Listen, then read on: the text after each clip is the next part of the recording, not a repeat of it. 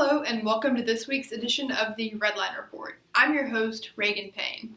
Today in Freight Findings, we'll talk about the new average size of a trucking company. For Recruiting Roundup, I've got some data on job searches for company and team drivers. In Newsworthy Nods, we're talking about the Minnesota transportation budget. Back to Freight Findings, in Q3 2020, there were 2,748 new truck transportation establishments, an all-time record for the range of available data. The average number of employees per establishment has plummeted from 10.68 employees per establishment in Q4 2020 to 9.71 employees per establishment in Q3 2020. This is an 8.7% drop. We as an industry are seeing a surge of new small trucking companies.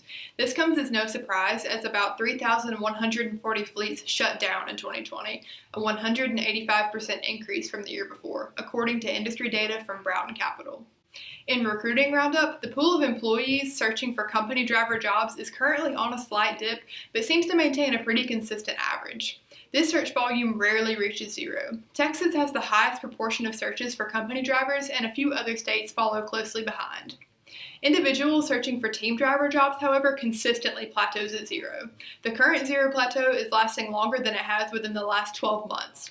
This could be due to COVID-19 safety concerns among drivers. Companies are shifting their efforts to convert existing company drivers into teams where needed. Most of these searches derive from Oregon and are not evenly distributed across states. For Newsworthy Nods, the Minnesota State Transportation Finance and Policy Committee passed a comprehensive transportation budget. This invests billions in the state's transportation infrastructure. This was done without a gas tax, mileage tax, sales tax, or license tab fee increase. Last year, the governor signed a bill that authorized third-party locations to provide written tests. The bill further clears the backlog by allowing CDL tests to be administered by third parties. This news seems to be spreading positively as web searches for truck driver jobs indicating Minnesota are up 400%. Thanks for tuning into this week's Redline Report. Be sure to like, subscribe, and check us out next week for more.